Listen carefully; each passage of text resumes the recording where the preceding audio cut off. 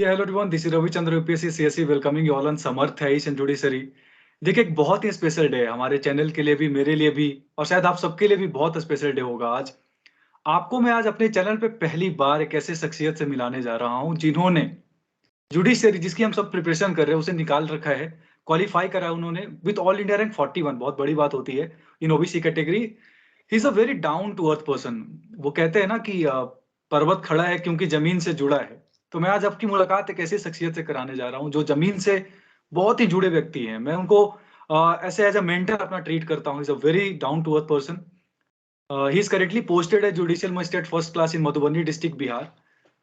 30th Bihar judiciary को निकाला इन्होंने 2019 में।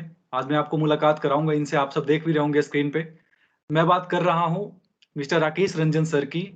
और ये मेरे लिए बहुत ऑनर की बात है कि वो, उनका interview as a LLB student मैं ले रहा हूँ आज उनसे। उनसे बात करेंगे और जितने भी आप सबके डाउट्स हैं हम ट्राई करेंगे उनसे बात करके वो सारे डाउट्स क्लियर करें। सो मैं समर्थ है जुडिशरी की तरफ से सर आपका बहुत बहुत स्वागत करता हूँ अपने चैनल पे। Thank you so very much हमारे चैनल पे आने के लिए सर। थैंक यू आपको भी अभी। Thank you sir.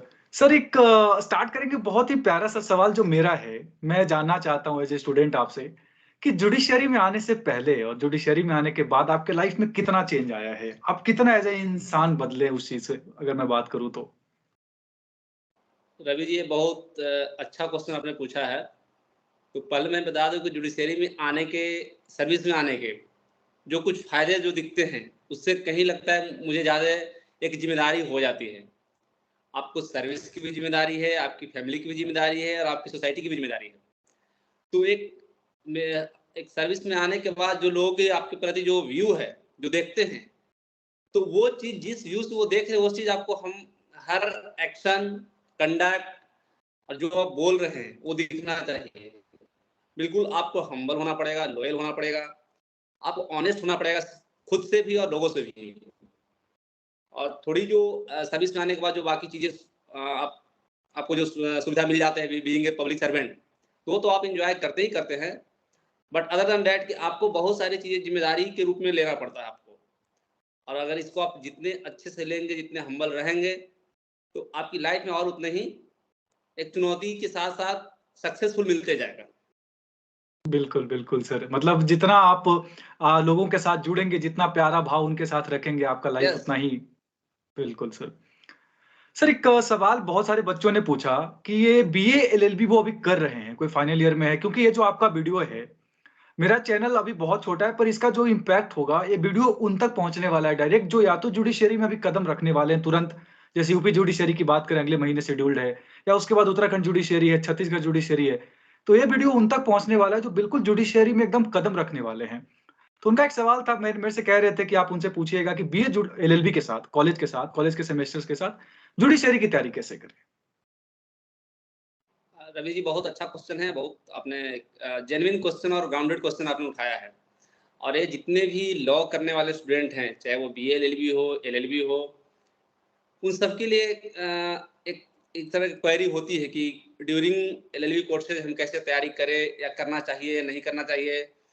तो मैं कहता हूँ कि जो आपको सिलेबस दिया गया आपकी यूनिवर्सिटी कॉलेजेस में, और उसका जो कुछ पार्ट होते हैं जो आपके जुडिशियल सर्विस के सिलेबस में रहते हैं, तो उन सिलेबस को तो आप ऑनेस्टली कैरी करें ही। लॉ के खास से जो सब्जेक्ट हैं, तो उनको करना है। और जब वो सब्जेक्ट आप अपने जो यूनिवर्सिटी के सिलेबस को कंप्लीट करेंगे, तो मोर देन 70%, 60% आपके जुडिशरी के सिलेबस भी कवर जाएंगे एट द सेम टाइम। बिल्कुल तो वहां पे आपको तो बहुत एडवांटेज मिलेगा लॉ के सब्जेक्ट में।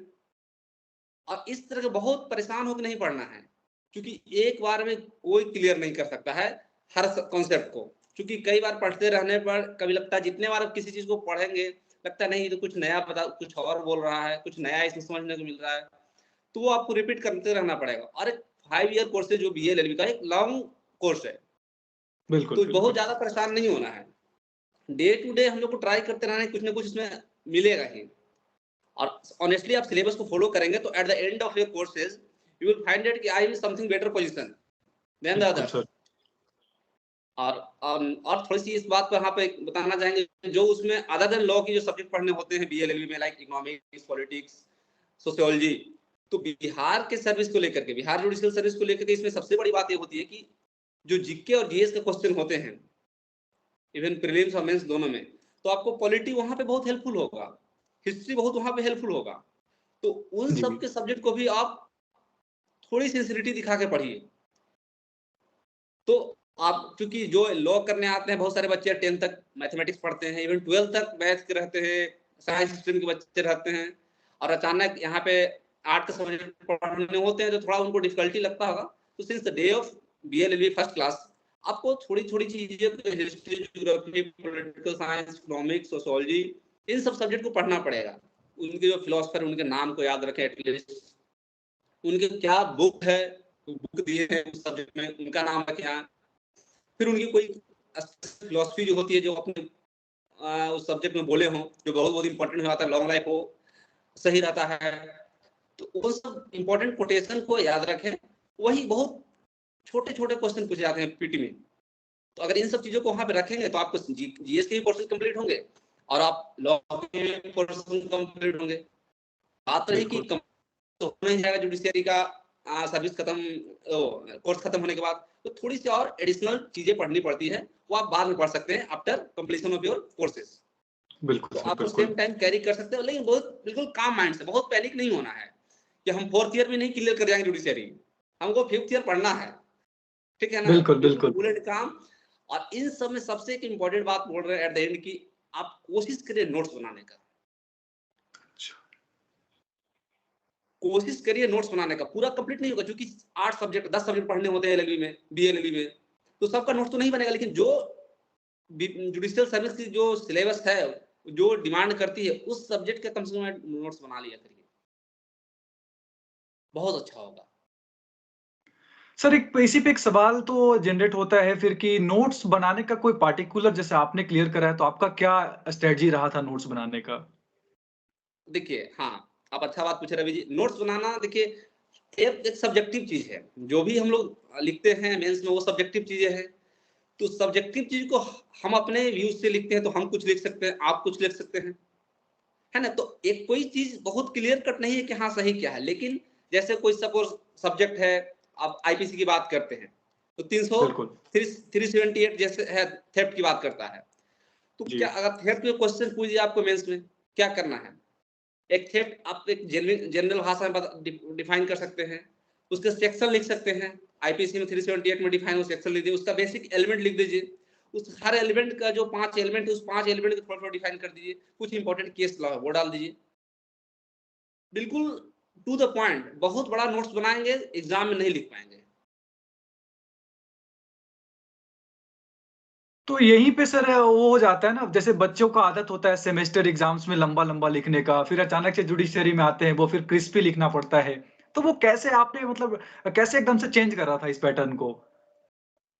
मैं वही बात कर रहा हूँ रवि जी, कि जैसे आप, मैं एक बात बोलूं, एक सीट है, एक सपोज एक सीट है, ए4 सीट देख रहे हैं, जी, जी। ए4 सीट है, यह है ये सीट। एक क्वेश्चन अगर सिंपली पूछा जाए तो इसके 2 सीट लिखने हैं, एक क्वेश्चन का आंसर मैक्सिमम 2 सीट। अगर 2 सीट से आप ज्यादा जा रहे हैं तो आपका टाइम नहीं रहेगा, बिल्कुल, बिल्कुल, टाइम मैनेजमेंट बहुत इम्पोर्टेंट है। नहीं हो पाएगा। 2 सीट मतलब 4 फेस, 1 फेस, 2, 3 एंड 4, मैक्सिमम जी। 4 फेस होने चाहिए। इससे ज्यादा अगर कोई लिख रहा है एक क्वेश्चन का आंसर, आपका नेक्स्ट क्वेश्चन छूट जाएगा। तो with in 4 face, it means with in 2 page आपको एक क्वेश्चन का आंसर कंप्लीट करना है। हम बिल्कुल। खासकर बिहार के प्रोस्पेक्टिव से बता रहे हैं। जी। तो इस हिसाब से आपको नोट्स बनाने हैं। एक सेक्शन लिखें, सेक्शन की स्पेसिफिक एलिमेंट लिखें, उस एलिमेंट को डिफाइन किए, उसके बाद केस लॉ लिखें, कुछ इंपॉर्टेंट बातें जो लगता है कहीं और हमने कुछ सुना है तो नोट बना के लिख दिए, उसको अंडरलाइन कर दिए। फिर कुछ आपको कंक्लूजन होता है वो लिख दिए, कुछ नए अमेंडमेंट आए हैं पार्लियामेंट के द्वारा वो लिख दिए, कुछ नए जजमेंट आए हैं जैसे लग रहा है कि हाँ जिसको साइड करना इंपॉर्टेंट है वो लिख दिए, कंक्लूड कर दिए। इससे ज्यादा टाइम नहीं रहेगा विद्यार्थी के पास। अगर इससे ज्यादा आप टाइम देते हैं क्वेश्चन पे तो आपका नेक्स्ट क्वेश्चन छूटना ही छूटना है। और हमें एग्जाम क्लियर करने के लिए हर क्वेश्चन को अटेम्प्ट करना बहुत जरूरी है। आप एक बहुत। में फुल मार्क्स नहीं पाने जा रहे हैं। ये सबसे इंपॉर्टेंट टाइम मैनेजमेंट। सर तो ये टाइम मैनेजमेंट जैसे आपने कहा है बहुत जेन्युइन सा पॉइंट है। तो मान लीजिए ऐसा कई पेपर में जैसे मेंस के पर्सपेक्टिव से अगर मैं बात करूँ तो कुछ क्वेश्चंस अगर जैसे आपको एकदम से नहीं आ रहे हैं, एकदम से टू द पॉइंट आपके दिमाग में नहीं आ रहा है, तो आप उस समय एग्ज़ाम में उसको कैसे हैंडल किए थे आपने? मतलब आप जब पेपर में दे रहे थे तो आपने कैसे हैंडल करा था उस चीज़ को? एक बात बताते हैं अभी, सपोज कोई क्वेश्चन आपको नहीं आ रहा, ऐसा तो कोई क्वेश्चन नहीं रहेगा कि जो आप एलएलबी में नहीं पढ़े हैं, कहीं बुक में नहीं पढ़े हैं, कहीं कोई लेक्चर नहीं सुने। अगर बिल्कुल ही आउट ऑफ सिलेबस क्वेश्चन होगा जिसको हमने कभी सुना ही नहीं through out the law courses, तो उसको तो अटेम्प्ट ही नहीं कर सकते हैं। और वो तो सबके लिए नया होगा ना फिर? हाँ, वो सबके लिए नया होगा। लेकिन कुछ ना कुछ अगर कहीं न कहीं कोई किसी मैगज़ीन में पढ़ लिए हैं, कोई न्यूज़पेपर पढ़ लिए हैं, कहीं सुप्रीम कोर्ट के जज हैं, उस पर कहीं कोई लेक्चर दे रहे हैं, वो सुन लिए। किसी यूनिवर्सिटी के कोई प्रोफ़ेसर लेक्चर कहीं दे रहे हैं, वो सुन लिए। कुछ ना कुछ आपको उसके बारे में जानना पड़ेगा। और जी। कभी-कभी होता है रवि जी क्या कि एक क्वेश्चन लिखता है, उसमें टैग क्वेश्चन 2 कर देंगे, जी, जी, टैग बिल्कुल, क्वेश्चन। बिल्कुल।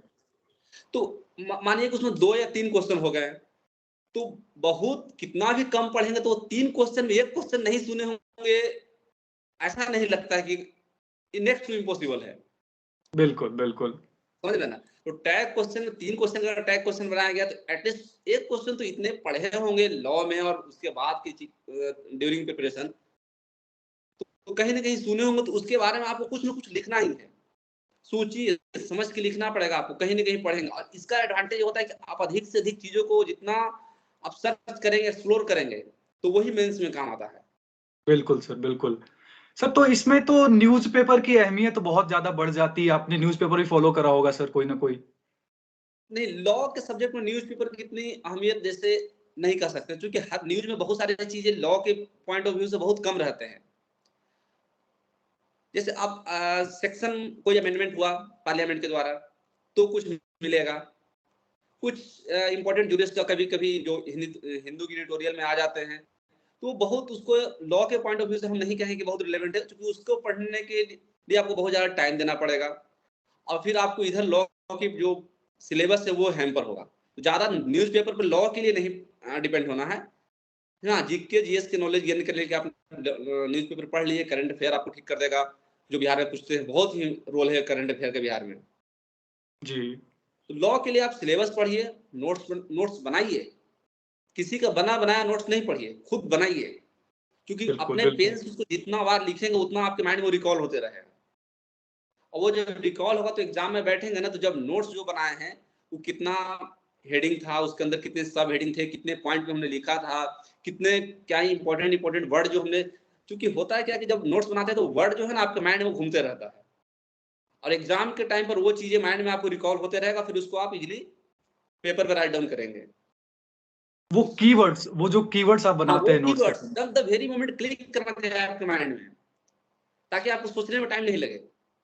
बिल्कुल सर, बिल्कुल। सबसे इम्पोर्टेंट सक्सेसफुल होने का सबसे 50% जो तरीका है रवि जी, आप हम विद्यार्थी से कहना चाहेंगे आप नोट्स बनाना शुरू करिए। बहुत लोग को लगता है चलो ना कर लेंगे, नेक्स्ट सेमेस्टर से शुरू करेंगे, इसके बाद कर लेंगे, छुट्टी बाद कर लेंगे, घर से आने के बाद कर लेंगे ना, और फिर कभी नहीं हो पाता है और फिर लास्ट में एट द एंड होता है कि एग्जाम पास करने के लिए अपने फ्रेंड्स का सहारा लेंगे, हेल्प लेंगे और सेमेस्टर एग्जाम तो क्लियर हो जाएगा, लेकिन फिर यहाँ पे आके फिर आपकी परेशानी बढ़ जाएगी। बिल्कुल, मतलब खुद का नोट्स बहुत मैटर करता है, वो आप अपने सेल्फ माइंड से जब सेल्फ मेड बनाते होना हो। चाहिए, एकदम बिल्कुल सेल्फ मेड। हमको टाइम लगता है एक टॉपिक बनाने में, कभी-कभी 4-4 5-5 घंटे लग जाएँगे। लेकिन टाइम दीजिए, वो आपको जो चीज़ है वो एग्ज़ाम क्या मेहनत आप कर रहे हैं। एग्ज़ाम के नाइट जो एक रात जो पहले हो लोग कमरे में रह के पढ़ते हैं, उस दिन आपके लिए लेबर जो काफ़ी कम पड़ जाएगा। जब आप यहाँ करके रखेंगे ना, तो वहाँ आपको बहुत काम आएगा। सेल्फ मेड नोट्स कितना भी कोई ब्रिलियंट लगता है कि हम तो एक बार सीएलए पढ़ के और कोई बुक पढ़ के हम लिख देंगे, मुश्किल हो जाएगा एग्ज़ाम टाइम में। इतना कम टाइम, इतना ज़्यादा आपको सोचना पड़ेगा, आप परेशान हो जाएँगे। तो I humbly request to all of the aspirants, please prepare self notes. बिल्कुल सर, बिल्कुल। मैं ये बात जो भी लोग इस वीडियो को देख रहे हैं वो ज़रूर नोट्स को बनाएँगे और मैं भी जब थोड़ा इस चीज़ को समझता हूँ तो मैं खुद भी कई बार बच्चों को कहता हूँ कि आप लोग नोट्स बनाइए और अपना नोट्स बनाइए और प्रैक्टिस करिए। वो बुलेट पॉइंट्स, वो कीवर्ड्स खुद लिखा करिए, बहुत काम आएगा हुँ। आपके। और इसमें कभी इस चीज़ को लेके हम भी परेशान रहते थे बिगिनिंग में कि कैसे नोट्स बनाएँ, कौन-कौन बुक फ़ॉलो करें। वो एक दिन में नहीं आएगा, आपको रेगुलर करते रहना पड़ेगा। आज लगेगा कि इस टॉपिक पे हम कुछ नोट्स बनाएँ तो लगेगा कि इतना चीज़ प्रिपेयर्ड है, फिर कुछ चीज़ उस टॉपिक पे नया मिलेगा तो उसको ऐड ऑन कर सकते हैं। जी, करती बिल्कुल। पहले गलत ही होगा, गलत ही सही की नींव है, वाह! आपको क्या गलत बात करना पड़ेगा। आप उतरे हैं जब समंदर में, तो आपको तैरना पड़ेगा, भले आप एक बार डूबे, तभी सीखेंगे। बहुत, बहुत, बहुत सही बात कह रहे हैं सर आप, बहुत सही बात कह रहे हैं, बिल्कुल।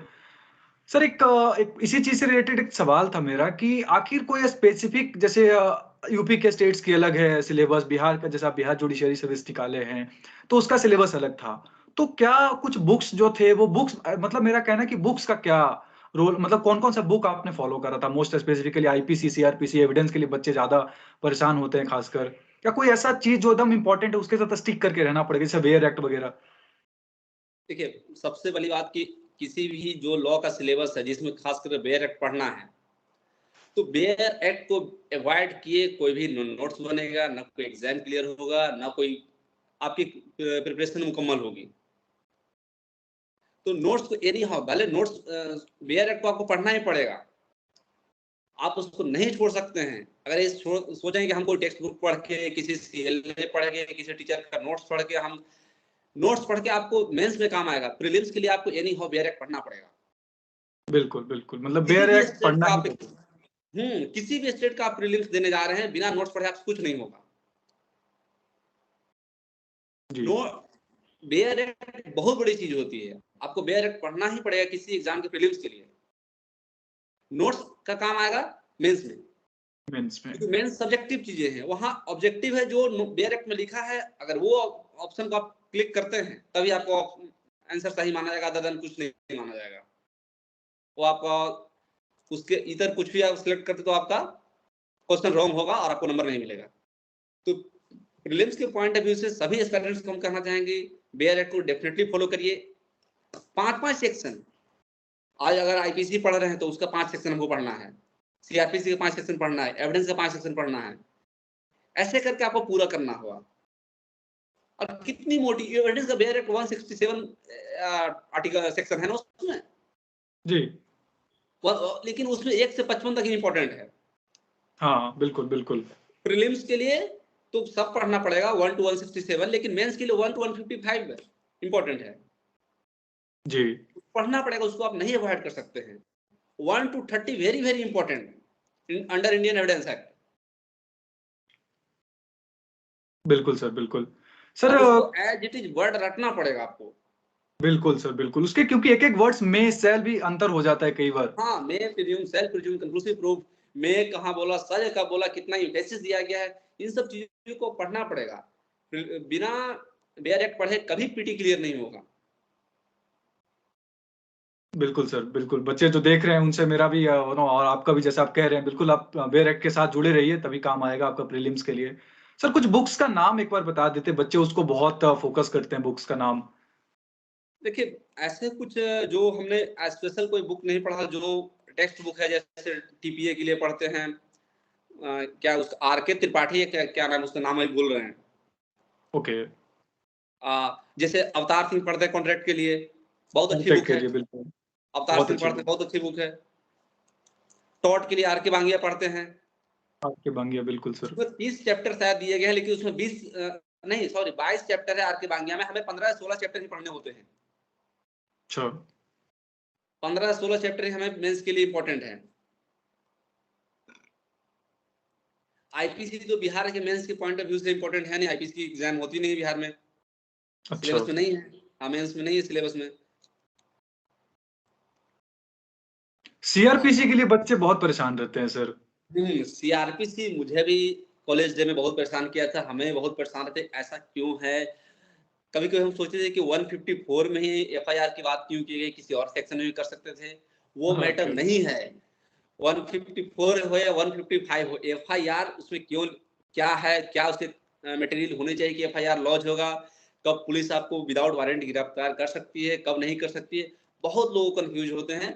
तो उनके लिए हम एक चीज बताना चाहेंगे, जब तक आपको पूरी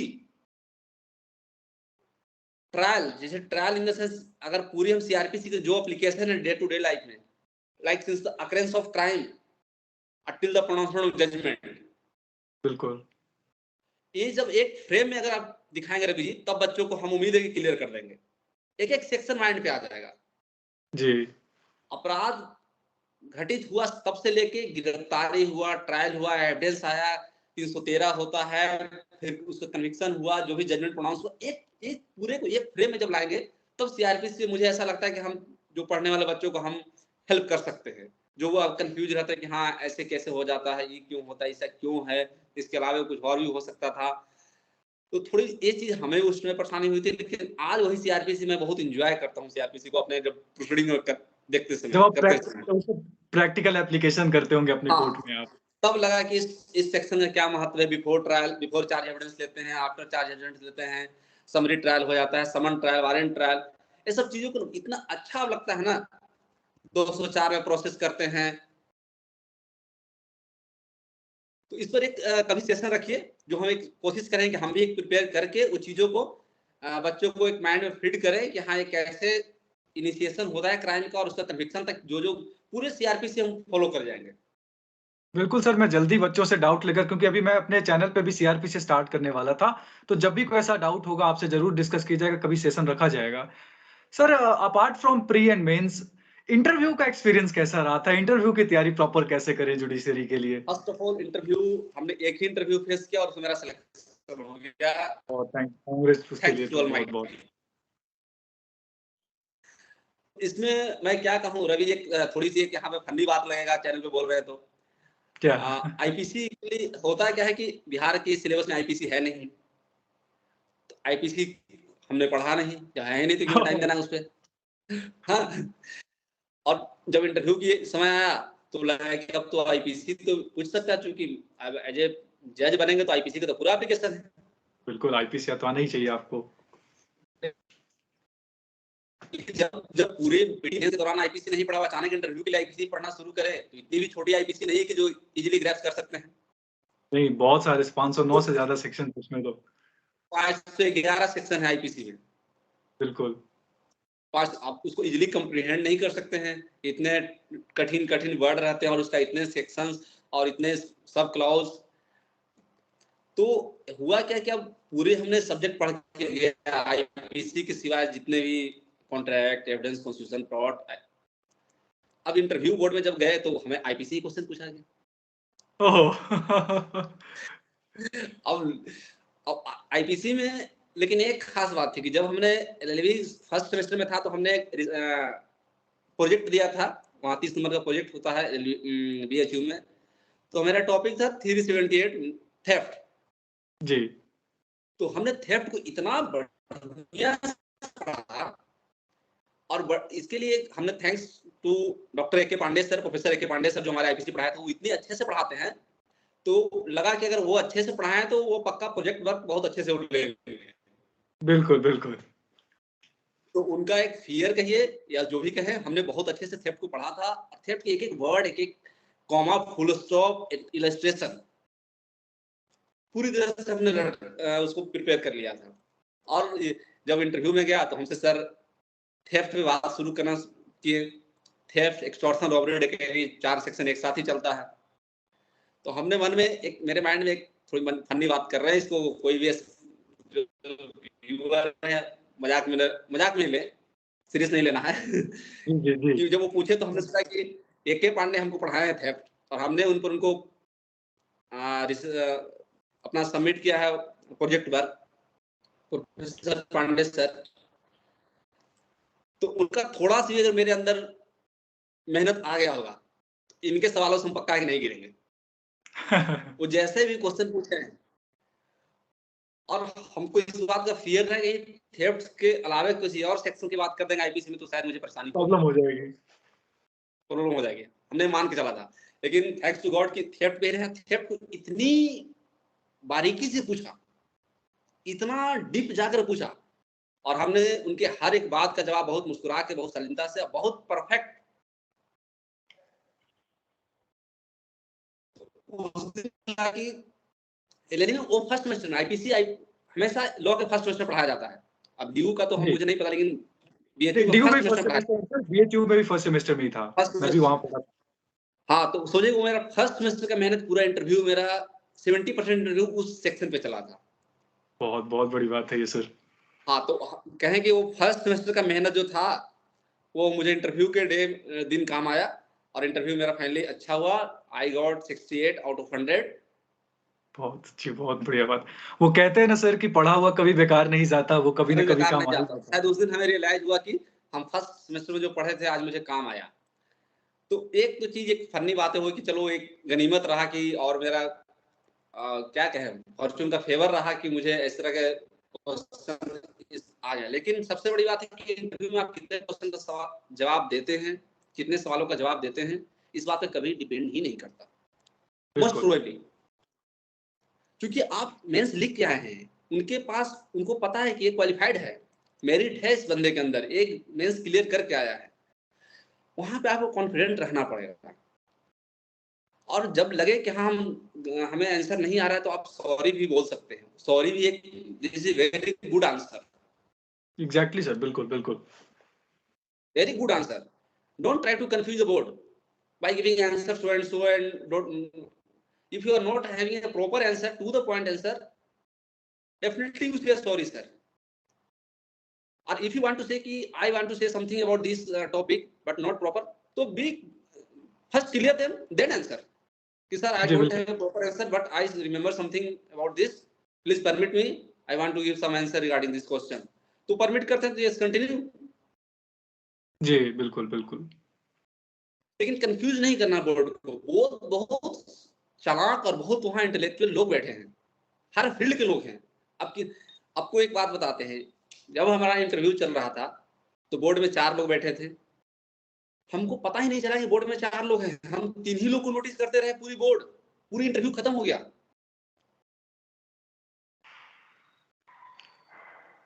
क्योंकि वो जो एक जो फोर्थ पर्सन की बात करो, वो कभी हमसे इंटरेक्ट हुए ही नहीं। वो सामने, जबकि वो सामने ही बैठे थे, 2 सामने थे, एक लेफ्ट एक राइट में थे। वो इंटरेक्ट नहीं हुई तो कभी उनको बारे में सोचा ही नहीं कि वो एक और भी कोई यहाँ बैठे हैं। हमें लगा 3 लोग बात किए हैं तो 3 लोग ही हैं। जब हम उनको बोले ठीक है आप जाइए, तब देखिएगा एक लोग तो और बैठे थे। वो बहुत माइनटली हमें पूरी बॉडी जेस्चर को रीड कर रहे थे, कितना कॉन्फिडेंट है, कितना कंफ्यूज्ड है, कितना परेशान होता है सवालों से, कितना कॉन्फिडेंस लूज कर रहा है, कितना जुबान लड़खड़ा रहा है। तो मेनी मोर, बहुत सारे ऐसे छोटे छोटे चीजों को वो है ना कि मेनी मोर थिंग्स सीन करते हैं वो लोग बैठ के वहां पे। आपकी तो इन एक-एक केस, एक्टिविटी को देखा जाता है वहाँ पे, बिल्कुल। बिल्कुल, जैसे आप एंट्री करते हैं उस कमरे में, आपका बॉडी लैंग्वेज, एक स्टेप, ड्रेसअप, सबको नोटिस करते हैं। लेकिन हाँ उसका है कि ठीक है, थोड़ा सा लगेगा कि हाँ हम कुछ गलती की तो 2 नंबर कम कर देंगे। पर आपको कॉन्फिडेंट बेस्ट, रहना है। हाँ कॉन्फिडेंट रहना है, बी कॉन्फिडेंट, रिजल्ट जो भी हो, बी कॉन्फिडेंट। सर इन सब के ऊपर प्री मेंस इंटरव्यू की बात करी हमने। एक बहुत ही जेन्युइन सा सवाल है जो आपके माइंड में भी आया होगा जब आप प्रिपरेशन मोड में रहे होंगे, कि कभी आपको ऐसा नहीं लगा कि कोचिंग की ज़रूरत हमें भी है? रवि जी, एक बात आपने अच्छा पूछा। जब हमने बीएचयू में गया था तो मुझे ये नहीं पता था कि जुडिशियल सर्विस नाम की भी कोई सर्विस होती है, जब मैंने लॉ करने गया था। Well very honest, I am very honest here. I know sir. तो मुझे नहीं पता था। जब एडमिशन लिए, 2-4 दिन वहां रहे, बिल्कुल पटना से गए थे, वहाँ काफी स्ट्रेंजर लोग, वहाँ तो ऑलरेडी जो बीएचयू से लॉ, बीए और एमए करके लोग लॉ करने आते हैं। तो मुझे नहीं पता था। जब हमने वहां गया तो तब जाना कि यहाँ से काफी बच्चे लॉ में, जुडिशियल मजिस्ट्रेट बन के जाते हैं, और ये भी पता चला कि सब सेल्फ प्रिपरेशन करके जाते हैं। जी, बिल्कुल, बिल्कुल। तो हमने भी सोचा कि, और उतना हम कैपेबल भी नहीं थे कि हम एक महंगी फीस अफोर्ड कर सके। दिल्ली जैसे शहरों की इतनी, अभी तो 2 लाख, 2.25 लाख के आसपास फीस होगा दिल्ली जुडिशियल, दिल्ली में जाकर रहने और पढ़ने का, रहने का तो मत पूछिए क्या खर्च है। तो मुझे कभी सोचा ही नहीं कि हमको, जब सब लोग यहाँ से क्लियर कर रहे हैं इसी इंस्टीट्यूशन से, एक साल 2 साल टाइम लगता है आफ्टर कंप्लीशन ऑफ लॉ, तो हम भी यही सोचे कि हम भी यही रह के करेंगे। अच्छा, बीएचयू की सबसे सुंदर बात यह है कि वहाँ जो टीचर है, इवन आपके कोर्स खत्म हो जाता है, आप फिर भी क्लास करना चाहते हैं तो आपको कोई मना नहीं करेंगे। आप आइए, क्लास में बैठिए, जो भी पढ़ा रहे हैं आराम से सुनिए, नोट्स बनाइए, जाइए, कहीं कोई दिक्कत नहीं है। तो ये बीएचयू की सबसे बड़ी खूबसूरती है। तो अब होता है इसमें क्या रवि जी, कि जब आप थर्ड ईयर सेमेस्टर में चले गए, फोर्थ सेमेस्टर में चले गए, लगे कि कोई सब्जेक्ट हमारा वीक है जो फर्स्ट सेमेस्टर में पढ़ाया जा रहा है, तो लोग उस अपने क्लास को छोड़ के इस क्लास में आगे बैठ जाते हैं। जी। टीचर को भी पता है कि एक इस स्टूडेंट सेकंड ईयर का है या थर्ड ईयर का है, फर्स्ट ईयर में क्लास कर रहा है, तो भी आपको कोई परेशान नहीं करेंगे। तो ये बीएचयू की खूबसूरती है और इस चीज को हमने भरपूर फायदा उठाया। बिल्कुल सर, बिल्कुल। जो भी मुझे सब्जेक्ट वीक लगे, हम वहां गए, उनसे पढ़े, हमें पूछना सकते हैं, नोट्स बनाएंगे। तो इतनी सफिशिएंट वहां पे मटेरियल है कि आपको कोचिंग लेने की जरूरत नहीं है। जी, जी। यूनिवर्सिटी में ऐसे नहीं क्वालिफाइड लोग नहीं है, बहुत क्वालिफाइड टीचर वहां आते हैं, टीचिंग एक्सपीरियंस बहुत रहते हैं उनके। तो जो प्राइवेट ट्यूशन जो ले रहे हैं, मुझे नहीं लगता उतना क्वालिफाइड वहां रहते होंगे। हाँ सर, ऑब्वियस बात है सर, बिल्कुल कह सकते हैं ऐसा। लेकिन वही बंदा जो फ्री में पढ़ाई देते हैं, वही स्टूडेंट उतना मेहनत नहीं करेंगे। जब 2 लाख रुपए फीस लग जाता है ना, तब उनकी देखिए मेहनत कितना बढ़ जाता है। बिल्कुल, बिल्कुल सर, ये बहुत ही ज़्यादा जेन्युइन बात कही आपने। मैं भी ऑब्ज़र्व करता हूँ, लोग देखते भी हैं और मैंने भी देखा, आप भी देखते होंगे इस चीज़ को और बिल्कुल सही बात है ये। और मैं भी अपने जैसे दिल्ली यूनिवर्सिटी में देखता हूँ, कई सारे टीचर्स इतने क्वालिफ़ाइड हैं, मैं मतलब ज़्यादा का तो नाम नहीं ले सकता, पर बहुत क्वालिफ़ाइड टीचर्स हैं। लोग उनसे ज़्यादा मतलब इंटरैक्ट नहीं करते, साइड में रहते हैं, पढ़ाई नहीं करते, पर वही जब कोचिंग में जाते हैं, बहुत पढ़ाई करते हैं।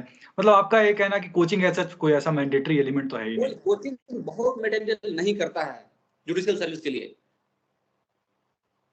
आपका टीचर क्वालिफाइड है। जब आप लॉ कर रहे हैं सेंट्रल यूनिवर्सिटी जैसे डीयू और बीएचयू, तो वहाँ क्वालिफाइड टीचर ऑलरेडी हैं, लेकिन वो क्या बिल्कुल, है, आपसे पैसे नहीं ले रहे हैं, तो उनके आप महत्व नहीं दे रहे हैं।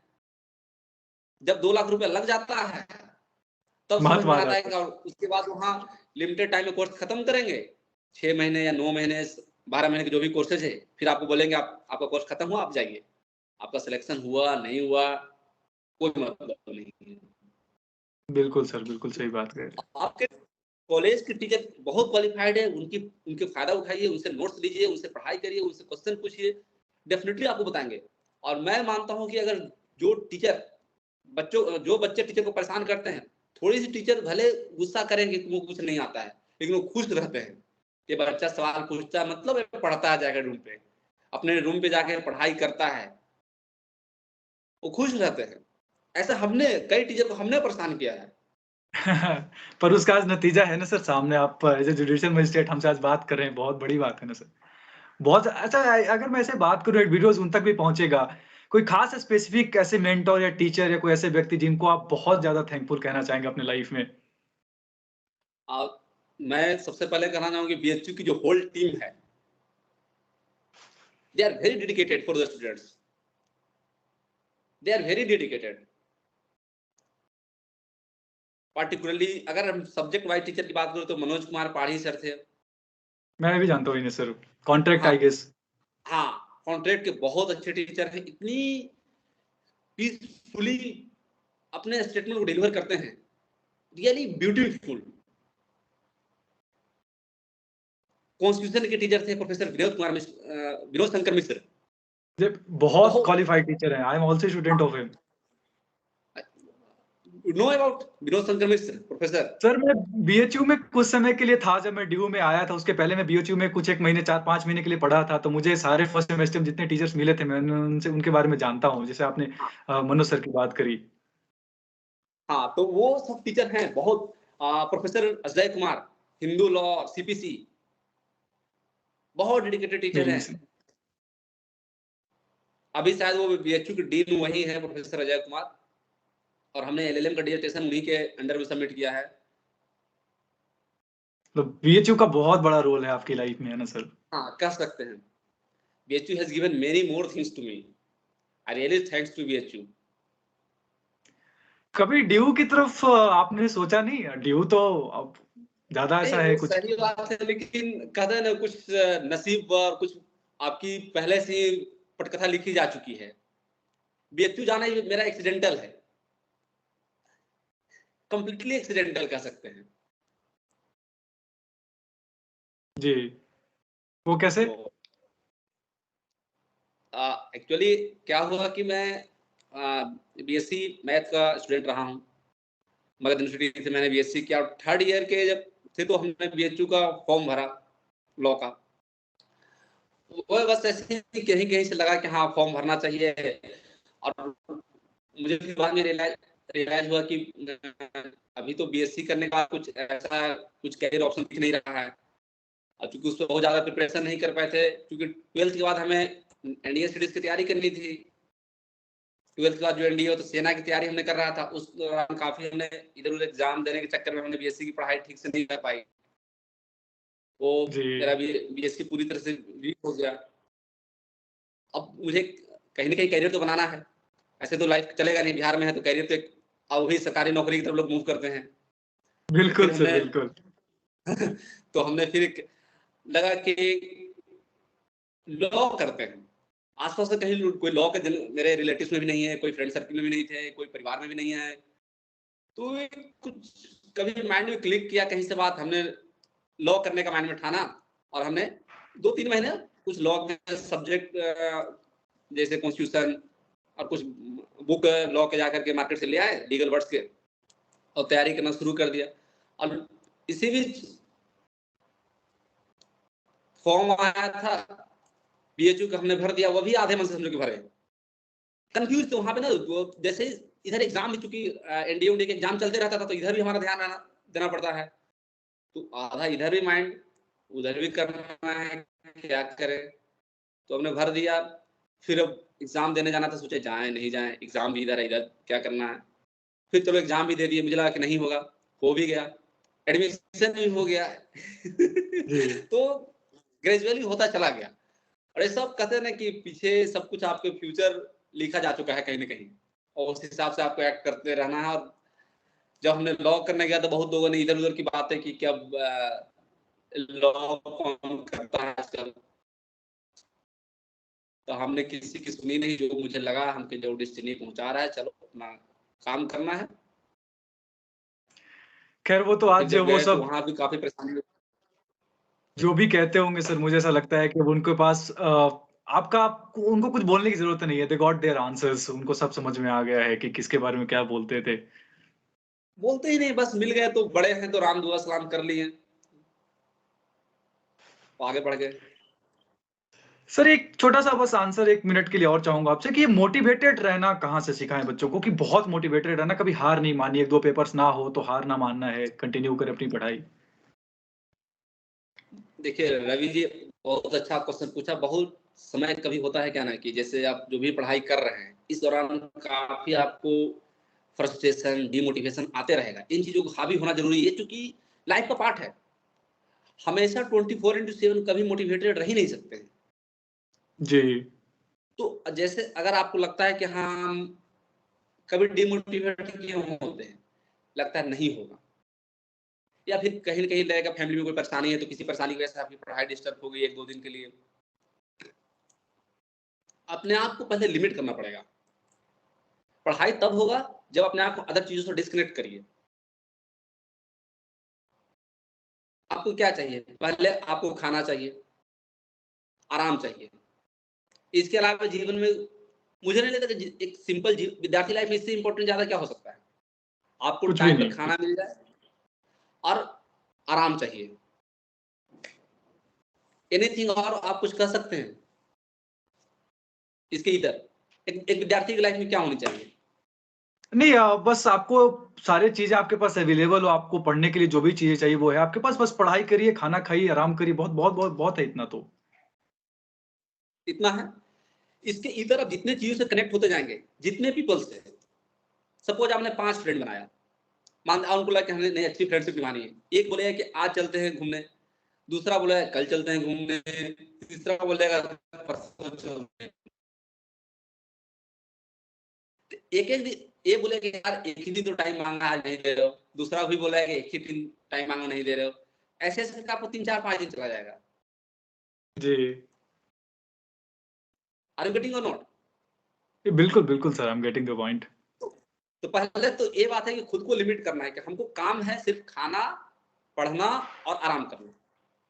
जी ठीक है। इसके अलावा कभी कभी छोटे मोटे चीज के लिए आप इंटरटेन कर लिए, कहीं घूम लिए, लाइक हाँ आज कुछ नहीं पढ़ने का मन है, चलो आज कुछ अच्छा खा के आते हैं बाहर से, मिठाई खा लिए, कुछ और घूम कर स्ट्रीट फूड तो दिल्ली में बहुत मिलते हैं। ये चीज आपको हो कि खुद मतलब को पढ़ाई से डिटैच करके घूम के चले सेल्फी 10 मिनट, आधे घंटे, 1 घंटे में। जब ग्रुप में मतलब मीटिंग होता है ना, फोकस। तो वो ग्रुप में मीटिंग होता है तो 2 घंटे 4 घंटे कब निकल जाता है आपको भी नहीं पता पता भी नहीं। चलेगा। सही बात है सर, सही बात है। मतलब anything that is distracting you from your study, उससे आपको अवॉइड करना है। अब आपको कोई भी चीज बस डिस्ट्रैक्ट करिए, बस उससे दूर रहिए, अपना पढ़ाई करिए, कंटिन्यू करिए, ज्यादा अच्छा है। Yes, yes. बाकी है तो म्यूजिक अपना नहीं लग रहा है तो आप अपने फोन में म्यूजिक प्ले कर लीजिए, कोई भी हिंदी इंग्लिश जो भी सॉन्ग आप पसंद करते हैं सुनिए। बिल्कुल म्यूजिक सर। प्ले करके आप बाकी अपने घर के कुछ काम भी कर लिए, कपड़ा प्रेस करना तो चलो आज म्यूजिक प्ले करके कपड़ा प्रेस कर लिए, कुछ कभी अपना अलमीरा को ही साफ सुथरा कर लिए, स्टडी टेबल को साफ सुथरा कर लिए। तो ये सब चीजें करके आप थोड़ा खुद को पढ़ाई से रिलैक्स कर सकते हैं और उसके बाद फिर पढ़ाई मोड में आ सकते हैं। सर अंत में एक सवाल, बस छोटा सा आपका ओपिनियन, कि कोई एक ऐसी पॉइंट जो आप सारे लॉ स्टूडेंट्स को देना चाहते हैं, कोई एक ऐसा जो आपके दिल में है कि नहीं, ये सारे बच्चों तक पहुंचना चाहिए। बेयर एक्ट आपके पास होना चाहिए। बिल्कुल। This is what bare the act crux of जैसा द डिस्कशन। एग्जैक्टली, जैसे बेयर एक्ट आपके पास हो गया, पीटी आप विधि क्लियर कर सकते हैं। आप महीने से पढ़ाई नहीं किया और हमको देना है काम, क्लियर कर सकते। जी। आपको एक सेक्शन आपको ऐसे पेन से मार्क होना चाहिए कि हाँ हमने इसके बारे में पढ़ लिया।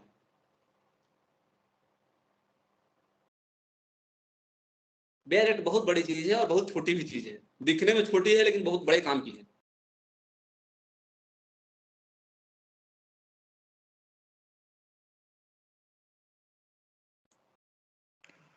सर आपने बहुत समय दिया, बहुत बहुत समय दिया आपने, उसके लिए बहुत बहुत थैंक यू। उम्मीद है जितने भी डाउट्स बच्चों ने पूछे आपने उन सबको बहुत प्यार से, बहुत शालीनता से, बहुत मुस्कुराहट के साथ कंप्लीट कराया। आई होप सर सब बच्चे जो भी देख रहे हैं उनको बहुत कुछ सीखने को मिले, और जल्दी ही आपके साथ एक और सेशन रखेंगे सीआरपीसी, जैसे आपने बोला बहुत आप इंजॉय कर रहे हैं। तो जो बच्चे डरते हैं सीआरपीसी से, उनके लिए एक सेशन कभी रखा जाएगा आपके साथ, जब भी आप फ्री हो हमें बताइए जरूर।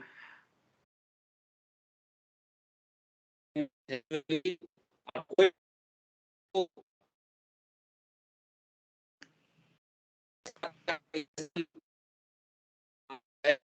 कुछ डॉट्स क्रिएट कलेक्शन करके रखिए। और जी सीआरपीसी हम एक समरी व्यू देना चाहेंगे, since the occurrence of crime pronunciation of judgment, इस पूरे फ्रेम में देखेंगे तो परहैप्स मोर इजी होगा समझने के लिए न्यू कमर को जो अभी लॉ में आए हैं। That would be very helpful for them. I hope, ऐसा सोचते हैं कि उनके लिए फायदेमंद होगा। बाकी देखते हैं कि जब बताएंगे तो उनको कितना अच्छा लगा। उसमें और मुझे अच्छा लगा कि अगर मैक्सिमम लोग समझ आते हैं। सर आपसे किसी को सीखने को मिलेगा, ये बहुत ही बड़ी बात है, कि कैसे नहीं समझ में आएगा, बिल्कुल नहीं समझ में आएगा सर। तो जल्दी ही आपसे बातचीत कोशिश होगी फिर करना है, दोबारा हमारा से। काम है। Okay okay Ravi ji.